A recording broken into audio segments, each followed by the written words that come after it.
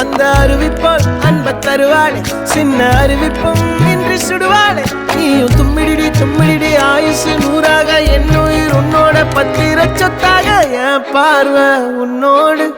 உன் பொம்மை கண்ணோடு பேசாமல் விண்ணோடு நாம் மிதந்து போவோம் காதாரா அடியானாலும் நான் தாங்க மாறோடு